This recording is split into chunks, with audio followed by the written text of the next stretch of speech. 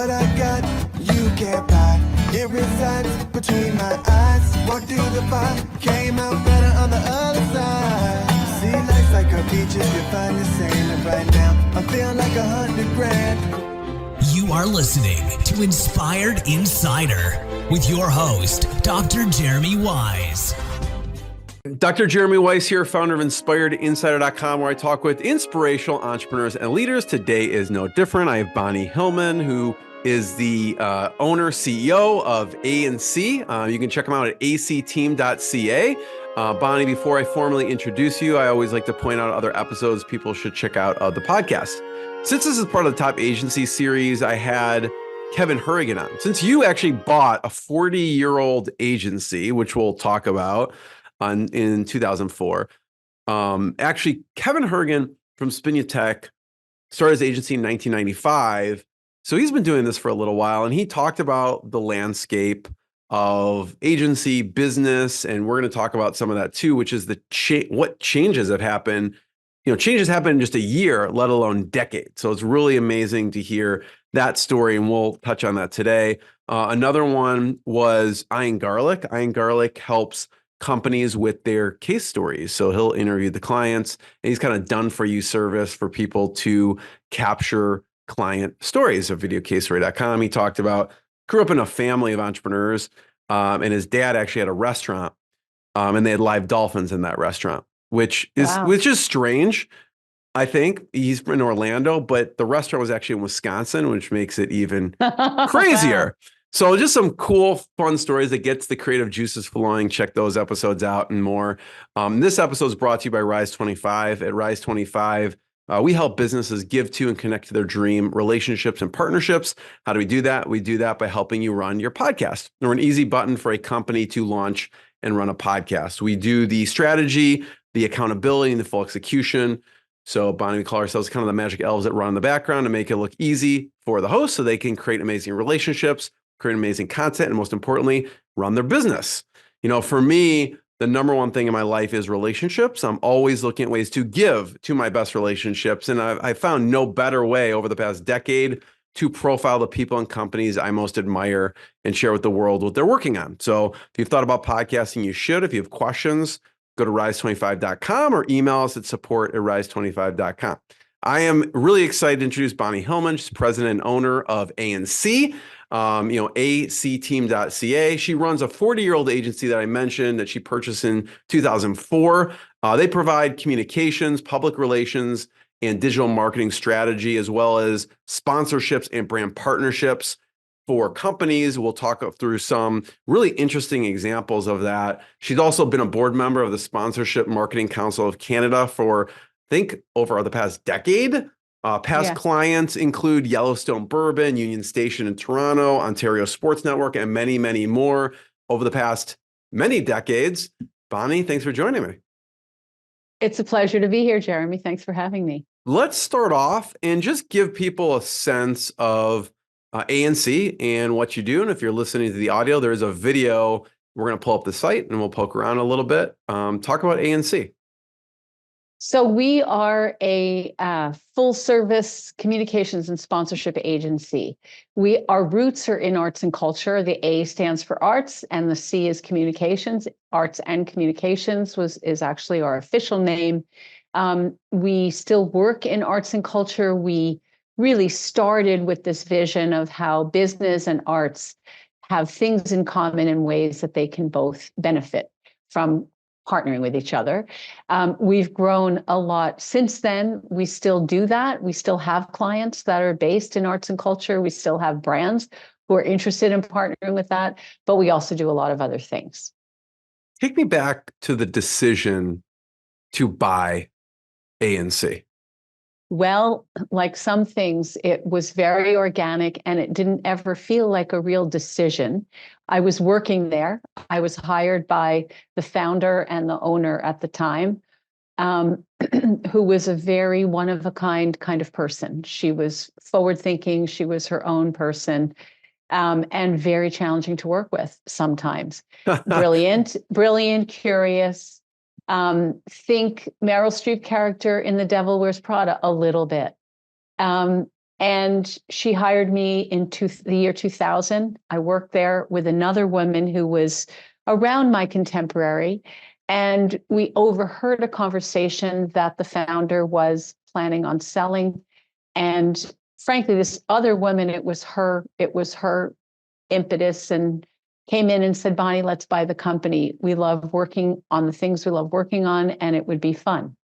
And so we did. And it was not I didn't grow up thinking, oh, I want to own an agency. I've worked in lots of them. But it was really a way to keep working on the projects that we liked. And also, honestly, Jeremy, it was a lifestyle business for me in those days. My kids were little. I figured I'd have more freedom owning an agency than working for someone else. I could scale it up or down depending on my life and my decisions. And the other woman was in a similar place. And so we bought it. Really, we had a couple of core clients. It was paired. It was a very small, I think there was a team of 4 people. And that was the beginning. And so we didn't, quite honestly, really have a vision except to keep doing what we enjoyed and working with the clients that we found the most interesting. And then over the years, it's evolved. The woman I initially bought it with exited probably after about a year. It really wasn't her thing. And then I was the sole proprietor and carried on. And initially, as I said, the first probably 5 years really was just a couple of projects. It was small. And then at that time, our focus really was in arts and culture and mostly sponsorship. Basically, we'd be hired, we'd work with every big museum, small museum, performing arts organizations across Canada, and some in the US. We worked with Cirque du Soleil, selling sponsorship in the States. And then we won a piece of business, Grey Goose Vodka. They were launching in Canada. And they wanted to align with an agency that was connected to arts and culture. So they brought us in. And then as they grew in Canada, we grew with them. And they said, hey, can you do public relations or other communications work? And like anyone, I thought, why not? I knew a lot of people in the business. I hired a crackerjack PR person. And that's where we began the communication side of our business, which frankly is bigger now than the sponsorship side.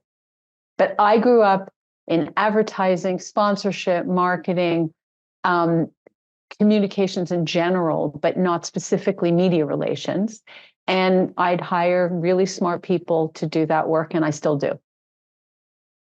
It's fascinating to hear this. I want to unravel a few of these pieces. Good thing the person overheard. Yes. For one, right? Because then you would have known. They would have just sold and came in. So it was really kind of interesting there. How did you approach the owner at that point, and how did you decide? Because you weren't like, okay, you weren't looking to buy a business at that point. No. How did you and your partner structure the deal, and how do you actually put it together? Okay, great question. So I was the senior person on the team, and the owner at the time spent 6 months in Florida. She really had distanced herself a bit. I had been working there 3.5 years. And so I really had a handle on, I'd hire the staff. I mean, it was ultimately her business and she paid me salary. And she liked me better than she liked the other woman. And the other woman was newer. She'd only been there about a year, I think. So we structured the deal. So we approached her. She was very keen. I don't think she had many other buyers. It seems like a perfect thing because she stepped out of the business. You were actually running the business already. So it seems like an obvious choice. I'm actually a little surprised she didn't just come to you in the beginning and be like, hey, I'm thinking of selling. But maybe she's thinking, well, the staff doesn't want to do it. Doesn't have enough money. Or, I mean, it was I was younger. So, and I think, I mean, and she was still the rainmaker in the business, mind you. Like, she was really still the one, all the connections. She was a superstar, really, in the Toronto market in Canada. Very, very well known and respected. And so I didn't have that. I had moved to, I had been living in Canada at that point, for 10 years, but I didn't have the connections that she has had. So we approached her, and then we structured the deal the way any deal gets structured, very specific to the company. We paid her a nominal amount for the company itself, and then there was a shareholder loan that we covered, and then we paid her out over I think she stayed on salary for 2 years, and that included her driver also. And we made it work. And then my business partner and I were 50-50. We had a shareholder agreement and a shotgun clause. That was part of it, just from a structural standpoint. And I always said that if you met the three of us, I seemed to be the least aggressive person, but it sounded like I bought the company and then I bought the other one out and then I own this company. And if you met the three of us, it would not seem that way. So that's how we structured the deal. How'd you come up with the valuation at that point? So we had lawyers who did that, and naturally the seller, had a fairly inflated, from our point of view, price. And the company had really lost money in the last couple of years, but we could see through how. I mean, we saw the revenue. The revenue had been going down, but there were still a couple of key retainer clients that were valuable that, frankly, we worked on, that we had the relationship, we did the work. There were a couple of naming rights deals, and they were fairly lucrative and sizable. And so we came up with really a goodwill number for the business, because it actually was so small that it didn't even make sense to do the math. It was just, okay, we're going to pay you X for the goodwill. And the fact that the company had been around for, at that point, 20 years. And it's older than 40 years. It's the articles of incorporation are 40 years, but the company started actually in New York City. And then when the founder moved to Toronto, she created this company and was still probably working as a subsidiary, but so it's probably closer to 50 years old. But so she'd been working in the market a long time. Yeah, it's interesting because obviously, it depends on the industry, but I think in the agency industry, people will do evaluation based on the EBITDA, right? Yeah. And so since you're like, well, there was really no EBITDA to multiply by, you kind of factored in, there were retainer clients and then goodwill. And so you just had like an outside lawyer team kind of assess what that would be, like third party. So it was as emotional for that person who's like, I've been working for 50 years on this and you're telling me it's worth that. Nothing. Right. Yeah. Yes. And that was a tough negotiation, also because she was our boss. So you're negotiating, you're playing hardball with somebody who could fire you, essentially. How did you end up coming to, I mean, this is kind of what you do, I assume, when you're doing negotiation, because that's one of the things I want to talk to you about is negotiation, because you're doing this with large sponsors. Like when we're talking about sponsoring Union Station, they're paying a lot of money, or a big theater or a stadium or something like that. At this point, how did you come to, because it sounds like, okay, there's an inflated view of what it's worth. How did you end up having those conversations and getting it to something you agreed on? Right. Well, we had good lawyers, and her lawyer was a reasonable person. So we really left it to the lawyers to do the tough conversations. And then because also she wasn't in Toronto, she was in Florida, I seem to remember at that time. So it wasn't like we were coming into work every day and having to see each other, so it ended up working out. I mean, also it's a while ago, 20 years ago, so I don't remember all of the detail, but I don't remember it being uncomfortable for a long period of time. When we actually sat down with our lawyers to kind of really do the deal, was uncomfortable, because I don't know that she had realized how little the bucket of the actual buying the business was. So like the whole package was other things, but what she was going to get up front was a lot smaller than I think she realized. And so that got uncomfortable. She was not somebody who, I'd say, contained herself or her emotions particularly. But that helps. You had third parties involved that were evaluating it and then talking to each other. So there was some separation there. So like it separated the emotion. And when you came to the table, the terms were more like, okay, you're getting a chunk up front. We're going to pay you over time. Also, you're getting a salary for a number of years, which is included in that as well. So there were several things in there, but maybe it was like a little bit of a sticker shock or reverse sticker shock when you're like, here's what we're giving you up front for the business. Exactly. More like an earn out situation of 100%. Yeah, exactly. Yeah. For sure. Really interesting. And then you probably weren't expecting the partner to leave after a year. So at that point, do you initiate a shotgun? And for people who don't know what that is, maybe how did that conversation go? Well, I mean, everybody feels great when things are going well. And it's when you start realizing, oh, wow, we have to make payroll and we don't have enough revenue. And so that happened. And we went through a rough patch when it came to getting business and new business. And I was the main rainmaker at that time. And so it became very tense, us working together. And as I said, it was a very small team. We had maybe 3 or 4 employees in addition to us. We had moved into smaller offices, and we're doing everything to manage the expense side, but there was very little expense side other than people. So I initiated, we sat down and tried talking and said, this isn't really working. Neither one of us are happy. As any relationship, you'd start there, marriage or business. And she wanted to keep working together and I didn't. And so I initiated the shotgun. And for those who don't know, a shotgun is you have a shareholder agreement that basically says, if you want out of this partnership, we were equal partners, which I would never do again, by the way. And I can explain why. Well, you'll hear why. If you want out of the partnership, you initiate a price. You say to your partner, I will buy you out for X, say $1 million.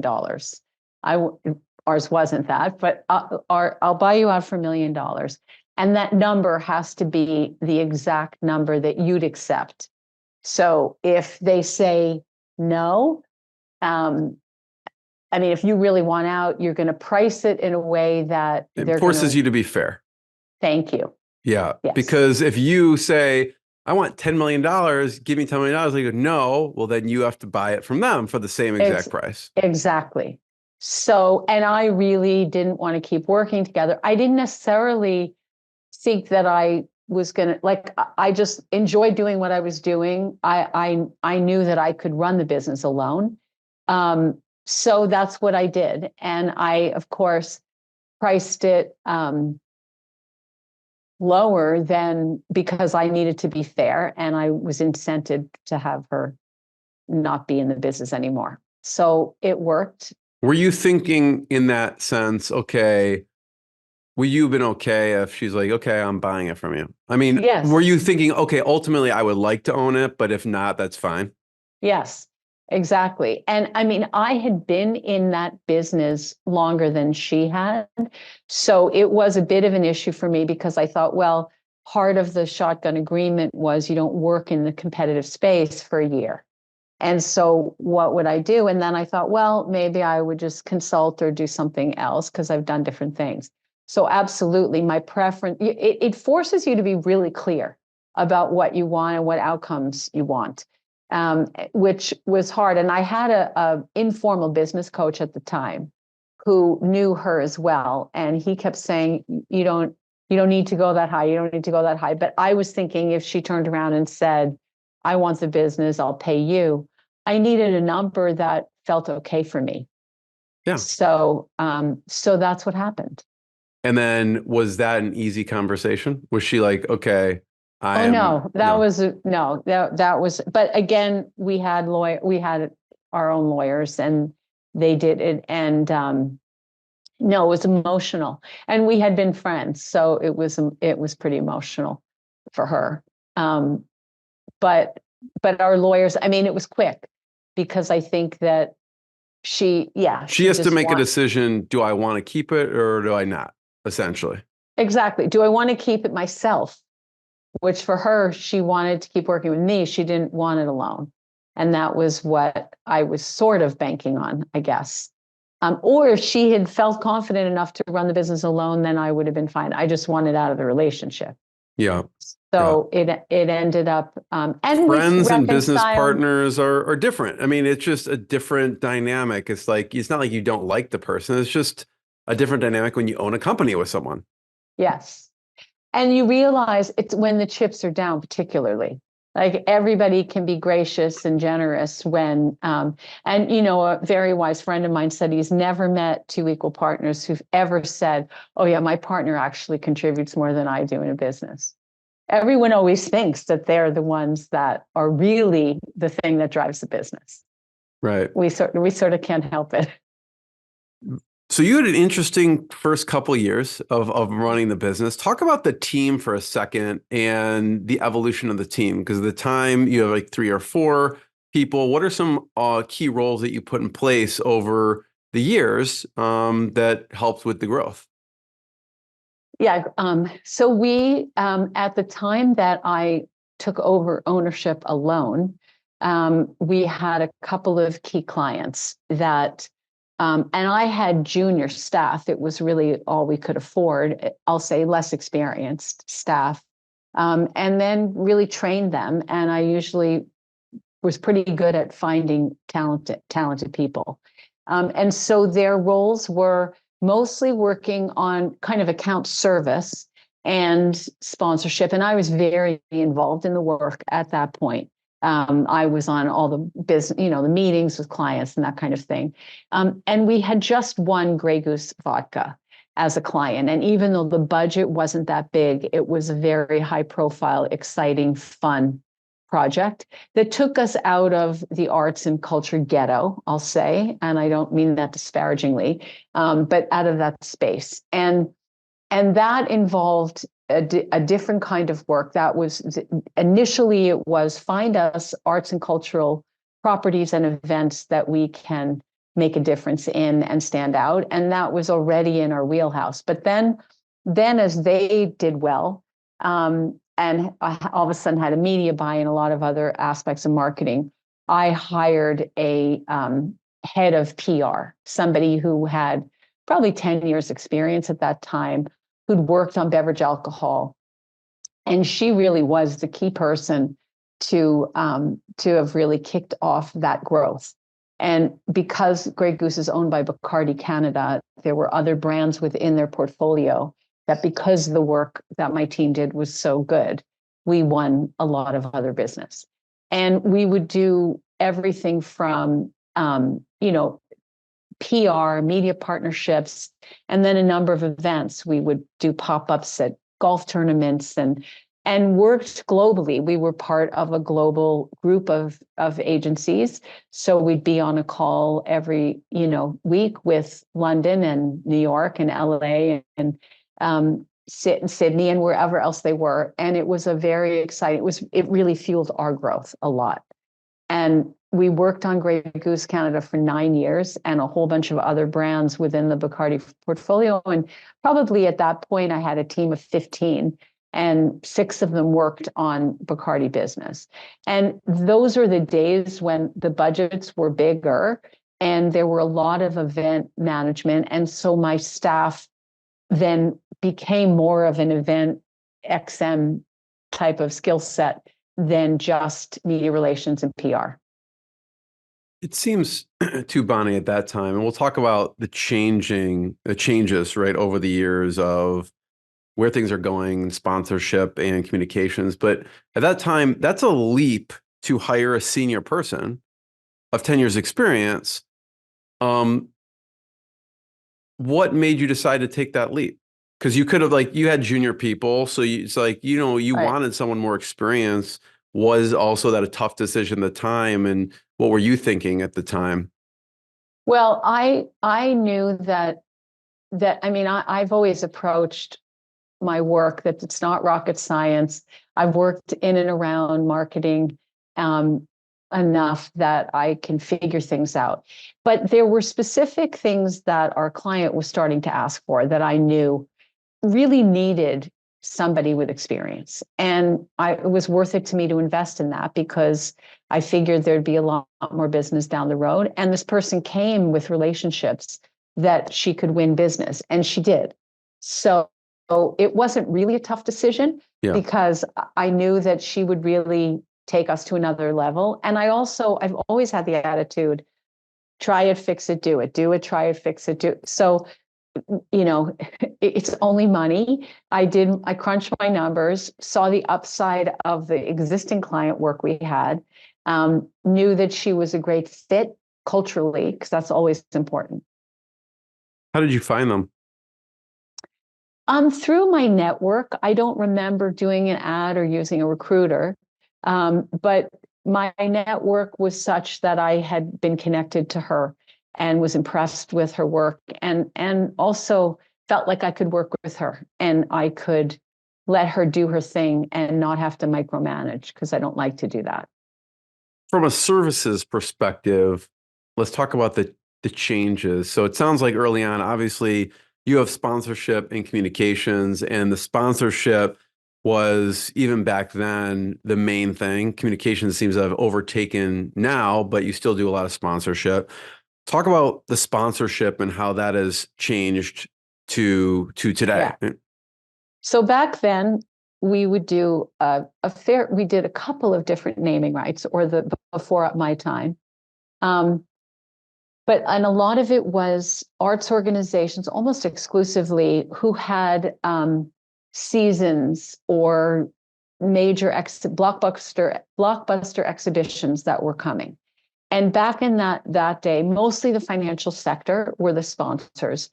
You could get a so Montreal Museum of Fine Art is doing an impressionist exhibition, blockbuster exhibition. Paintings are coming there from France, and you could sell that sponsorship for $300,000 to any different companies in the financial sector. And that was the business. We do a couple of those a year. Might be a 3-year deal. And then once in a while, there'd be a naming rights deal.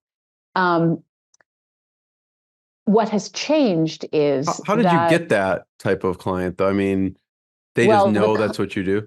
Yeah. So ANC, or back then it was Arts and Communications Counselors, was probably the only agency. It was an extension of a New York-based agency of the same name, who really just specialized in arts organizations and selling sponsorship for them. Many sponsorship agencies sell sports sponsorships, which is a lot more lucrative and a lot more common. Really, to her credit, the founder of our agency really was the pioneer. She absolutely was the pioneer of arts and cultural sponsorship in Canada that extended to the US too. So she had worked with pretty much every museum and performing arts organization across Canada. So we get inbound requests all the time that we would turn away because they weren't big enough, or they were more philanthropic. What's changed over the years is we still do have some arts and cultural projects. Artworks TO was one, which was the city of Toronto during COVID decided to do a massive public art campaign to make art accessible for everybody who were, locked in and locked down during COVID. And we brought them over $2 million of sponsorship through primarily the developer community, which was quite a feat because developers, are not necessarily the first ones in to sponsor things and spend money that way. And so we're particularly proud of that. They got a lot of eyeballs. It was a marketing exercise, not a philanthropic one, which sponsorship always is. But often we we know that brands get confused because they think of arts and culture as a philanthropic exercise. And our role is to find the value in the arts organizations from a marketing standpoint. And so we did that recently, but our work has actually evolved, the sponsorship work, into, I'll say, unconventional properties. So we work with municipalities, cities, on finding new ways for them to generate revenue using a sponsorship template. So Union Station is Canada's largest transit hub. They were undergoing a massive renovation that many train stations and transit hubs across North America are undergoing. And the developer who had the lease with the City of Toronto reached out through our network and said, I'm thinking of maybe trying on sponsorship as a way to generate revenue on top of advertising and retail. And we held hands with him and his team, and for almost a year figured out how to carve out a sponsorship value prop for brands. And we went with the financial sector to start, because that was the richest field, not just because they have the money, but because it's a really a regulated industry where the branding and their marketing needs to differentiate them, because the products really can't. And so we devised a way to not cannibalize advertising opportunities there, but create a fulsome package for a financial institution that included a retail location and included advertising, a big chunk of advertising, included different activations, but mostly it was about exclusivity. That's at the core of sponsorship. That's why people pay naming rights fees, to block out competition. And that was a hurdle. It's a city-owned property. Exclusivity in cities generally don't like to go together. Cities are for everyone and every brand and every company. And so the trick was to make sure that the process of finding a sponsor was fair. And so we approached proactively. We didn't have to do a formal RFP, request for proposal, as you would if it were really a city. This was the developer looking for sponsorship, that the revenue would flow to both the city, the developer, and actually the province in this case, of Ontario. And the process was very fair. We approached every possible financial institution in Canada and offered them the same information, the same opportunity to do a hard hat tour during the renovation. And in the meantime, we do valuations for our client. That's one of the pieces of the work, where we work with media buyers and figure out the changing values of things like out of home and banners and eyeballs and Wi-Fi and all those things that marketers try to put value on. And we have a proprietary way of valuing these opportunities through media, but other things. So a retail location, and then exclusivity is a premium on top of that. And we got responses from the 5 biggest banks in Canada. And then really I'll say the flame, the kind of guiding light for us, or our North Star, was which financial institution is going to make the experience of the person in Union Station, the commuter, the neighbor, the office worker who comes there for lunch, the best. And so who's going to enhance the space over and above the money they're going to pay? Who will actually do the most for the City of Toronto in terms of enhancing the value? And it was TD Bank, and they've been an incredible partner. It's a beautiful thing, an example of a really interesting, first of its kind. We did research all over the world to see if anything like this exists in other train stations. And there are. Grand Central Station in New York has some sponsors for their Christmas market, things like that, but nothing More like seasonal. this. Exactly. Thank you. That it's ubiquitous, it's long-term. And TD has done an incredible job bringing value. So they host this Union Summer where they bring a lot of musicians that they work with in other areas that they work with. They work a lot with music. And So it's really an ongoing relationship. It's not like, okay, we're going to put your banner up and stop. Like No, it's a it's partnership. a constant thinking of ways to integrate TD into the ecosystem there and to add value to them and also Exactly. the state union station too. Exactly. Exactly. I'm curious the expectations of the sponsor. I mean, the value for the space is pretty obvious. It's like found money. I mean, you put this up, you do this, um, and there's a couple things that go through my head. I'm like wondering what does your outreach look like to other companies? Like I could obviously easily see you go to Union Station in Chicago and go, hey, we got $3 million for Union Station. I mean, it seems like a pretty easy value proposition conversation. We got $3 million or whatever amount of money, millions of dollars for this, doing this. Do you want us to run the same thing for you? Because you're not doing anything and you can make an extra $3 million. I love Do that you do a constant outreach to like every union state or whatever across the US or? Yes.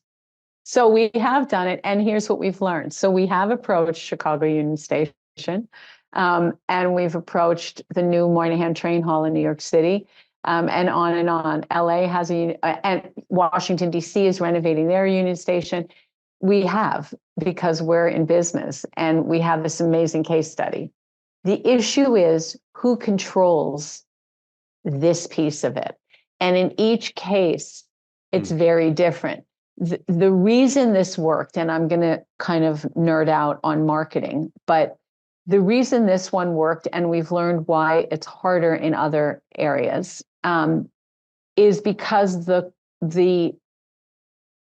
developer was the one who was in control of the commercial activity in Union Station, not the city, because cities have way different protocols. So if the city is still operating the organization, then there has to be an RFP, there has to be a lot. So that's one barrier. The other one is the developer is very, very smart, kept control of the advertising assets. And that's how we could offer exclusivity.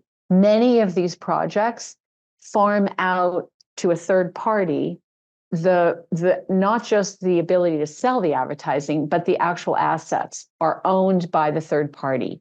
And the third party doesn't want to give exclusivity because they see it as a way of cannibalizing advertising, even though we made sure that that wasn't the case. But the ownership of the assets, advertising assets and marketing assets are the key. And a number of these projects don't have that. So yes, we've had conversations with other cities. So you could reach out and be like, okay, here's the case study. You want us to do this for you, which seems like a very easy value proposition, no brainer. But the qualifying question is who's controlling this? And if they are, it's not like you can't do it. It's just a way different process. It may not work the exact same. And so that question of who owns it really kind of signals to you this is going to be much easier for both parties to do it. Right, exactly. And I think that, the advantage to them to have the third party own the assets is that most cities are cash strapped and most of these projects go over budget. And so if they've got a third party willing to invest the money to put the assets up, the digital boards and all of those things, of course, most mayors and cities would say, of course, we're going to do that because we're trying to do other things there. So that's what we found. And also everybody was at different stages of development, and some of it was too early and some of it was too late. Or we're continuing to do it though. And we have done another deal in Calgary, a city in Canada. I was going to bring up the Calgary Transit. Is that? Yes, Calgary Transit. And it coincidentally was TD again. But we approached, that one was an RFP process because this was the city running it. And Calgary Transit has the downtown core where most of the office buildings and a lot of the high-end shopping is a free zone. And so it was a natural to have a sponsor say, okay, we've sponsored the free zone. And so you could see, and if anybody's watching, the free zone was branded with banners. In this case, Calgary doesn't control all the assets in the same way, but we managed to work around with that. It's just a little bit harder, and the value gets increased if they can control the assets and promise complete exclusivity. What's interesting is, TD is going to double down on what works, right? So if like, oh, it's working. And so you not only bring, okay, we can do this for you, but we bring a list of companies we've already vetted Right. before that are interested, even if it's not TD, it's a number of Absolutely. other companies. So it seems like a no-brainer. It's like TD, yeah, just have us sponsor every transit system across if it's working.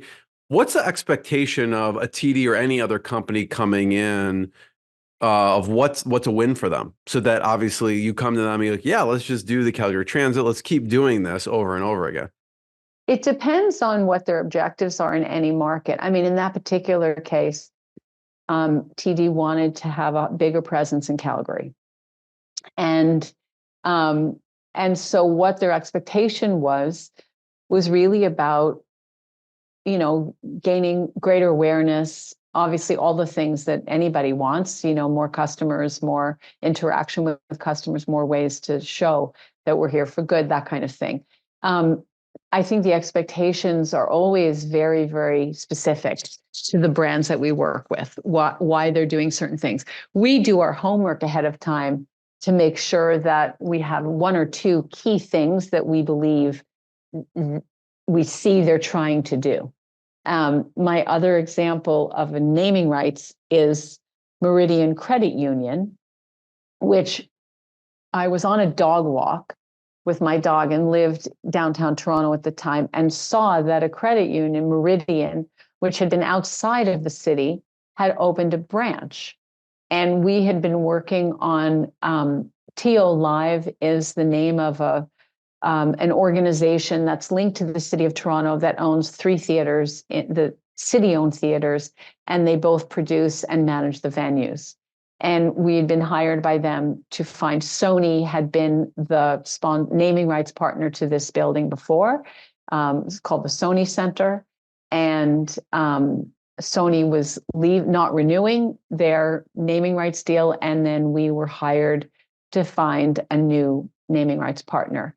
And I saw that Meridian had started to put a little paw print in downtown Toronto and thought, well, this could be interesting because the vision of this organization and what would go on in the theater was about community, and credit unions are all about communities and making things accessible. And so we approached them, and there were 2 theaters at that time that we were starting with selling one, and they came back and said, this is really up our alley. And we care about this geographic location also. How much would it be to do both? And so they named both theaters. And you can see the result if you're looking at the screen here. I think it says providing over 30 million funding over the life of the agreement, which is pretty significant for an arts organization. Company. Yeah. Exactly. And for that company. Exactly. And the only reason we have this here, it's because it's a city-owned property. It's public knowledge. I can't share the Union Station one because it's private, but it's more than this. But this one we're allowed to share.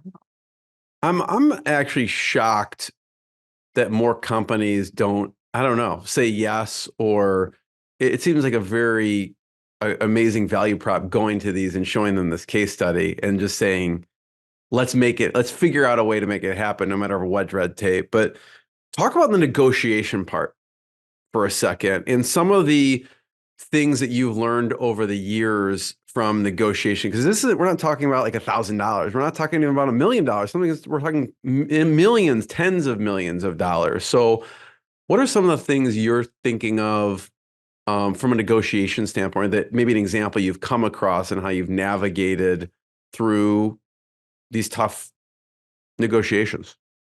So it always starts with us really doing our homework about values. I mean, we pride ourselves on not going to market with what we believe would be a really unrealistic number one. So like a good real estate agent, who comes into your house, if you've ever sold a house, and they do a whole inventory of your assets. What have you got? Is it a 2-car garage, 3-car garage? You got, what do you have? Is the kitchen been renovated? And then you look at comparables. How many other in your neighborhood it's a very similar process.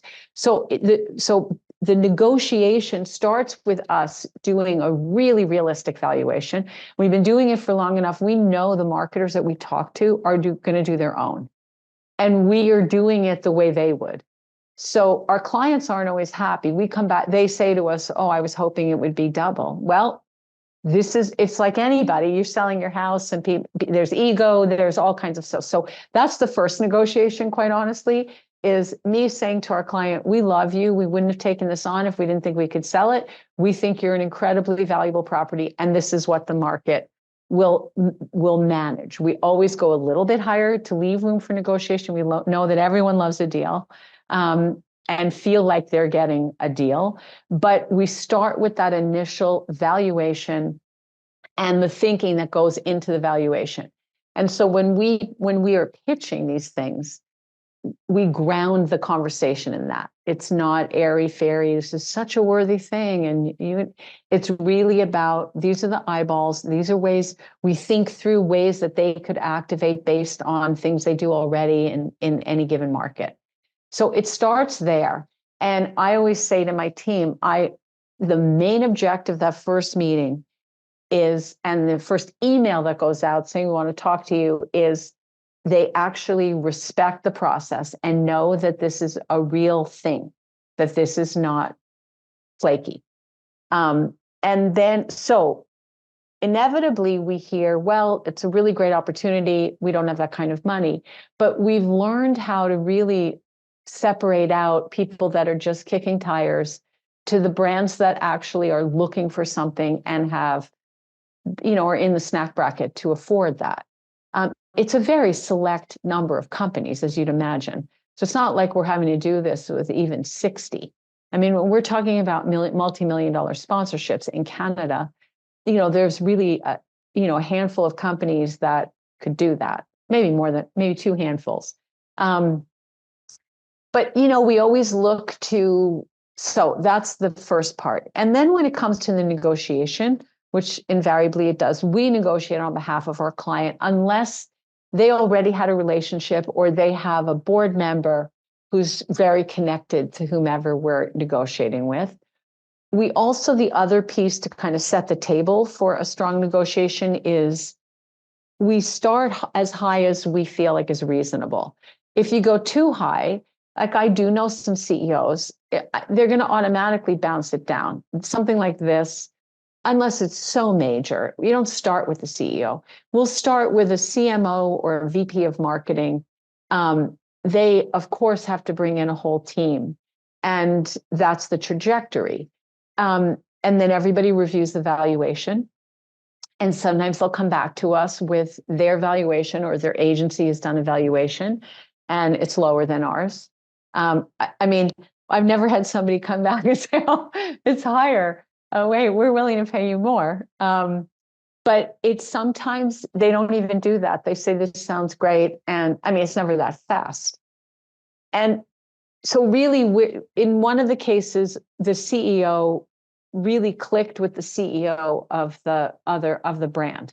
So he was involved in some of the negotiation. It felt like the appropriate thing to do, but we can mix and it's a casting job. We figure out who's going to represent this side better than others.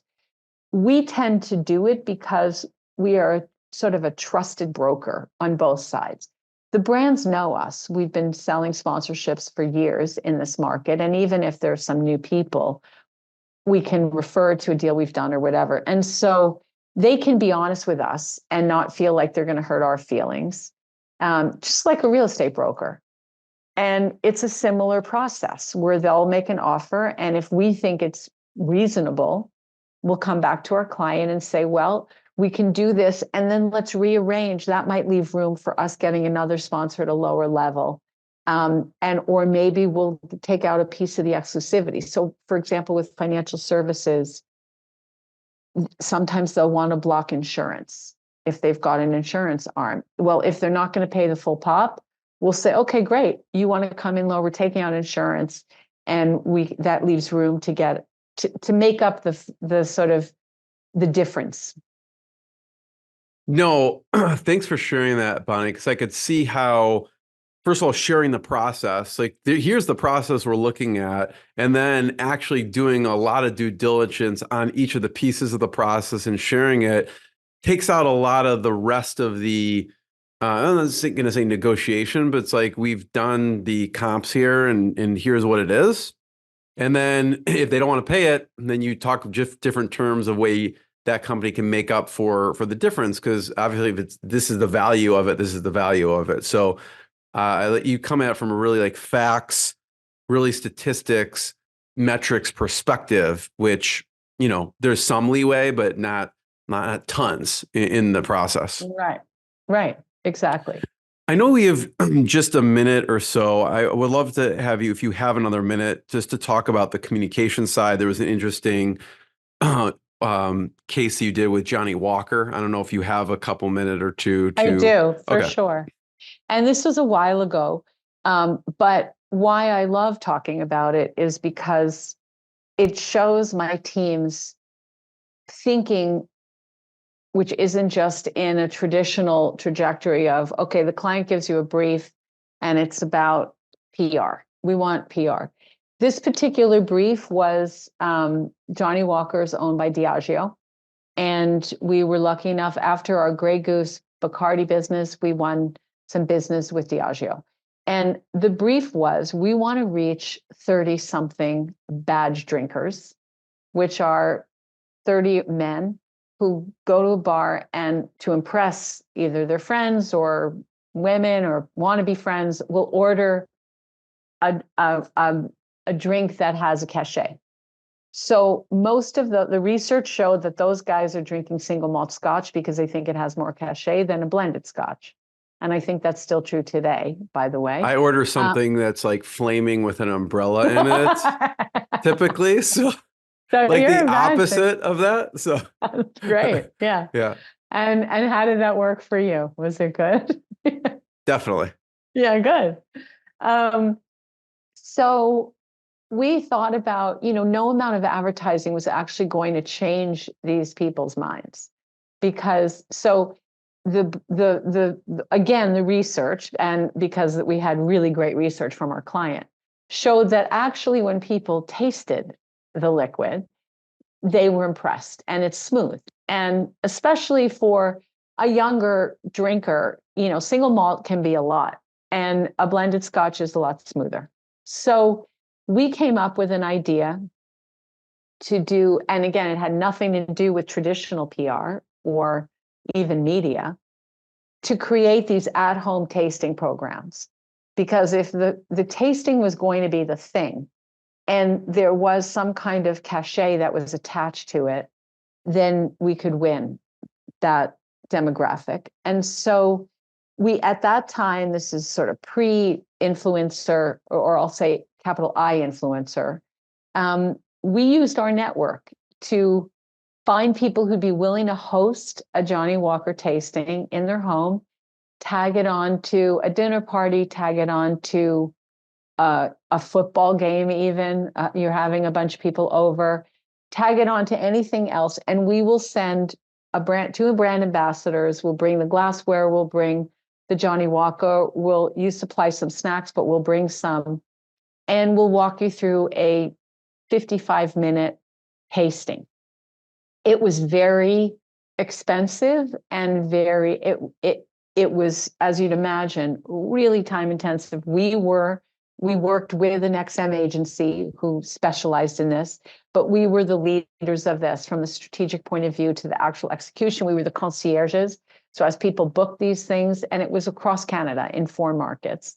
We then expanded it to corporations on a Thursday afternoon, having a group of their staff, come in and do this. And it was wildly successful, because it really did. It was also early-ish days of social media. So it was very Instagram worthy. People took a lot of pictures and shared it and posted, and with their friends. The setup was beautiful. The glassware was beautiful. The host got a bottle, I mean, and we customized it. If it were a really high end, if it were a CEO hosting this in his or her home, we'd have the highest end of the Johnny Walker banners, the blue and the black. If it were younger and they would just entry-level drinkers, we would go with that. It was wildly successful. They saw a major spike in sales at that time and really set the stage for a blended Scotch to have its place next to single malt. There's so much to unpack there. I know we have limited time, but I love that.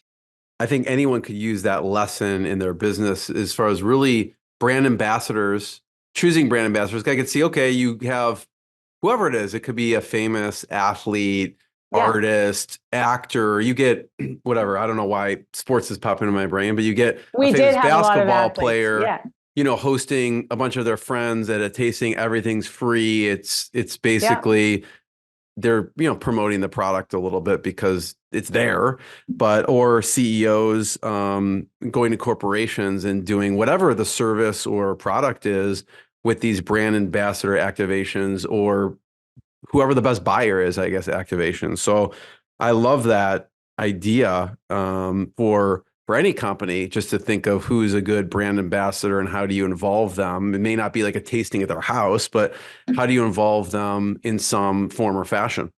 Exactly. And it's harder and harder to do now than it was then, because social media has made this very, very common now. There's, and so you'd have to really have something of real high value to make somebody want to do it. But I think that the lesson for me is, and why I still talk about it, even though it's at least 10 years old, is that it forced us to think about what is the problem we're solving differently. And we don't have to stay in one lane of media relations ever. And fortunately, I have a team that's nimble in their thinking. Yeah.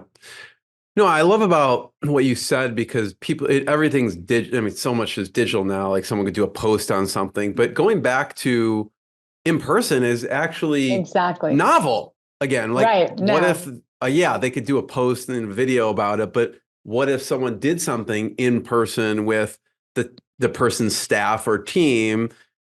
It's novel, right?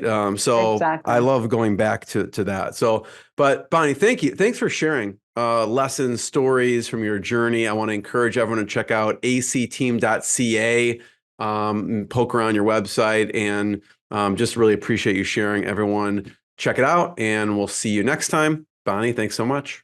Thank you, Jeremy. What I got, you can't buy.